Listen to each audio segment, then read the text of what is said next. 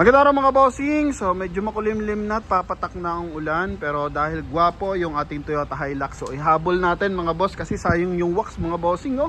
Ang gara, ang ganda ng tindig mga bossing. 2018 model na Toyota Hilux Conquest. Pero ngayon mga bossing, mapapansin niyo naman kakaiba yung datingan niya kasi ginawa niya siyang GR concept mga boss, no?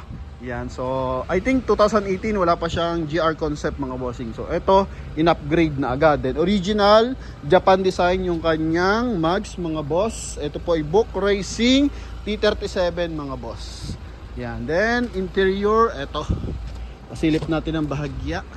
Yan, sa mga naghahanap dyan ng pick up, ito mga boss. Kulay black yung ceiling. Ito yung kanyang dashboard. Okay. Yan, so mababa lang presyo binigay sa atin mga boss. Kasi alam naman dito sa Promote PH, eto, kailangan garantisado at mura yung ating mga unit mga bossing. May mga konting concern pero declared natin mga boss, ha. Mga minor dents lang naman mga boss. Kaya sa ating mga bars na interesado sa gwapong kulay black na Toyota Hilux na to mga bossing, so eto, babanatan na natin mga boss. Ano? So dito naman tayo sa ating front area. Yan, umaambon-ambon na ng bahagya. So kita naman natin, coding is Wednesday ending 5. Then yun nga, yung kanyang front grille is GR concept to. Naka-separate na yung kanyang Toyota logo mga boss, no? Kumbaga nakabay, ano to siya, by letters. So ganyan kasi yung GR concept. Ginaya yan sa Tundra mga boss. Then naka-LED yung kanyang projector headlight, turn signal. Then walang basag yung ating headlight tsaka fog light mga boss, no? Yan, then eto mga bossing is buo yung fender tsaka fog light housing na kulay black mga boss. Eto pang conquest lang yung ganyan design mga bossing, ha. Pati yung gantong disenyo. Yan, so eto mga boss. Sa front area, silipin natin, may mga konting dents kasi dito. Hindi naman siya dents, discoloration lang mga boss. Eto, yan mga boss. Kapirasong-kapiraso lang. Then sa side mga bossing, eto, nag-upgrade sila sa suspension, sa stepboard, sa gulong mga boss. Kasi ang gulong natin is Book Racing T37 original Japan design mga boss. So gulong niya 95% red life, R18 na all-road condition na to mga boss. Yan, so sobrang gara. Then stepboard, naka TRD stepboard yan. Okay. Then dito naman may signal light sa kanyang side mirror, may rain visor, may roof rail, yan. Then sa price pala na ito mga bossing, presyo na dito is 1,100,000 mga boss, no? Pero sa atin, sa promote page, makukuha mo lang to sa halagang 990.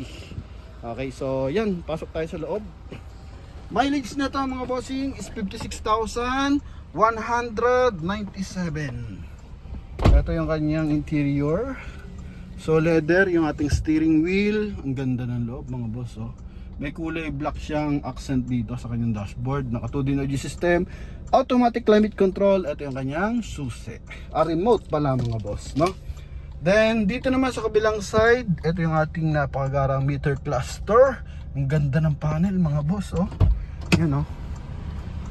Then dito meron siyang kulay black na concept na glossy type.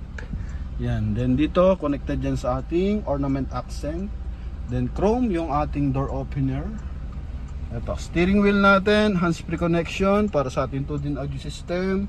Then para audio video mga boss. Then ito naman sa ating meter cluster mga boss. Okay, door panel, power fold, power adjust yung ating side mirror mga boss, ha. Check muna natin mga window. Yan. Kabila, window sa likod. And sa kabila. Okay. Medyo mabilisan lang to mga boss kasi nga umaambon na. Sayang din naman kung mababasa ng maigi. Yan, naka-wax pa naman. Okay, so ito, power fold yung ating side mirror. Yan. Okay. Ito mga boss. And same time, syempre, power adjust. Power fold as retractable. Yan. Then sa kabilang side mga boss. Yun. Then sa hand grip, alam naman natin, pag Hilux, sandamakmakan ang grip niya mga boss, no?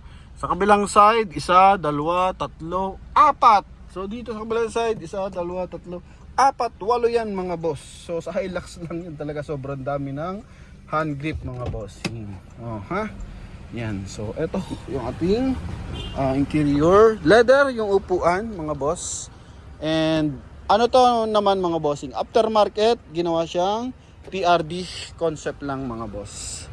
Yan. Then dito sa second row, okay, as in presentable, mabango yung loob ng ating unit. May armrest dito mga boss. Yan, kulay black yung ceiling niya ha. Oh, kulay black yan sa loob. Parang Black Series ang dating yan mga boss. Oh. Then dito naman sa kanyang bed liner. Ito yung ating bed liner. So aftermarket na rin to, Euro class mga boss. So malinis yan, buo. Yan. Then sa taillight, ito naka LED na mga bossing. May konting lamat dito sa kanyang taillight mga boss. Yan. So na-check naman na natin to kanina, kaya nga hinirit natin mas mababa sa 1 million mga bossing. Kasi 1.1 yung kanilang asking. So sa atin 990 lang. Then may mga scratches. Then eto, may dent ng konti mga boss, no? Yan, mga minor lang naman pero maayos ang transmission, makina, aircon at suspension. Sarap gamitin lalo na pag gantong daanan mga boss. Hinahataw-hataw ko kanina mga bossing, the best, no? So makina nito ay i-check natin, I think 2.4 liters na turbo diesel. Yan, so silipin natin sa papers kung merong papers dito. Pero I think naman ano to, 2.4, no? Kasi pag 4x4 is 2.8. Yan. As in presentable ito mga bossing ha. Ito yung papers niyan. Engine displacement, o tama, 2.4 liters na diesel engine mga boss. Okay, so sa naghahanap dyan ng Hilux, baka pwede nyo maging option to mga boss. Then meron pa tayong kulay red, 2017, 825 yon mga boss. G-variant yon na automatic transmission din. Medyo mababa yon. Tapos meron din tayo 17, naka-upgrade din yung mags niya, so mas mataas ng bahagya, 925. Then eto 18 model is 990 mga boss. So ang dami nating option ngayon. And sa brand nyo mga boss, ang Hilux is nagtaas na ng presyo mga boss ha. Nag-add sila ng 280,000. Okay, kaya eto mga to, so I think di pa nang familiar yung mga dealer about sa price increase, about sa tax. So eto pa rin mga bossing, kumbaga mas mababa pa rin tayo.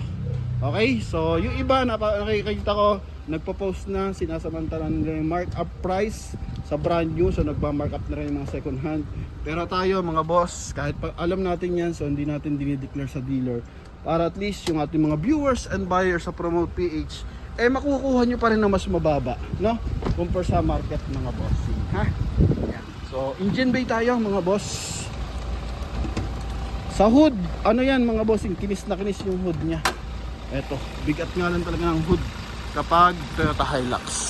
Buong insulator mga bossing. Eto. Oh.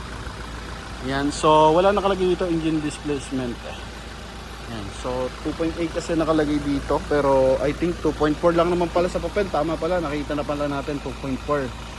Eto mga bossing is Toyota Motor Thailand.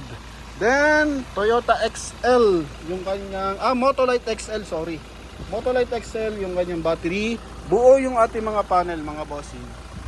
Okay, buo po yan. Pinakamahalaga yan mga boss. Kahit may mga konting gas-gas, mahalaga buo yan kasi medyo mahal ang mga headlights mga boss ha? Yan. Okay, kaya pinong tunog, walang mga something wrong na ingay. So as in presentable and makinis pa yung ating unit. So good for long drive pa to mga boss. And sa naghahanap pala ng Toyota Deluxe, yan di na natin mabablog mga bossing, pero meron tayong available 2025 year model. Di-content yun ng Toyota. So ibig sabihin mga boss, meron siya mga dent, no? May mga dent siya na maliliit, pero minimal lang. And galing siya ng ng Japan mga boss. Kasi yung lumalabas na Toyota Commuter Deluxe is Thailand. Pero dito sa Promote PH, abangan nyo, meron tayong lalabas na 2025 na Japan edition mga boss, no? So same lang naman ng specs, kumbaga iba pa rin kapag CBU Japan mga boss. So hinahanap-hanap yon. Kaya sa ating mga buyers, pwede ko na kayo senda ng picture if ever na interested kayo sa ating 2025 Toyota High Ace Deluxe. Yan mga boss. So meron tayo. Ang presyo sa brand new is 1,856,000 plus 50,000 sa insurance. Pero yung sa atin mga bossing 1,730,000 mga boss, kasama yung transfer of ownership. Ang mileage niya 6 km mga boss, ha. So good as brand new, kayo yung magiging first owner nun mga bossing. And legal yon, galing kay Toyota yon, pinabid sa amin yon mga boss, no. Ilang units lang naman yon mga bossing na galing Japan. Okay, siguro ano yon, not sure kung anong ano nila doon. Naging cost, but bakit Japan yun? Kasi usually na labas is Thailand mga bossing. Siguro naging sample unit, pagpaparesan or ginawang model unit mga boss sa mga tawag dito. Yan sa mga event, yan mga boss, no? Sa mga World Trade Center, so baka doon ginamit lang yun mga boss kasi may tinakbo siya 6 km lang mga boss, no? So talagang ano lang yun, tag dito, kumbaga siguro pag-akyat lang sa dito sa carrier, pagbaba, so ganun lang yan mga bossing. Okay, kaya sa mga bar natin interesado para sa ating Toyota Hiace Deluxe, sa ating Toyota Commuter at Toyota Commuter, Toyota Hilux mga boss, yan, so meron tayong mga available mga bossing, ha. Pwede kayo mag-message sa akin sa Viber, sa WhatsApp, send ko sa inyo yung picture mga boss, no. Yan, then kapag medyo maayos yung panahon, so i-vlog natin mga boss. So yun lamang mga boss, thank you very much, salamat sa panonood. And kung nangangarap ka ng Hilux, ng Hilux mga boss, kung isa ka sa nangangarap ng Hilux, i-comment mo na kung saan lugar ka nanonood dito sa mundo mga bossing. Kasi marami tayong buyer, Alaska, Canada, New Zealand, Luzon, Visayas, Mindanao, nagpapasalamat tayo sa ating mga viewers na yan mga bossing, ha. And hoping kahit hindi kayo sa promote page makabili ng sasakyan, mahalaga magkaroon kayo ng motivation para mag-ipon dahil sa promote page mga boss. So yun lamang mga bossing, thank you very much, God bless, bye bye. Yan, rainy na.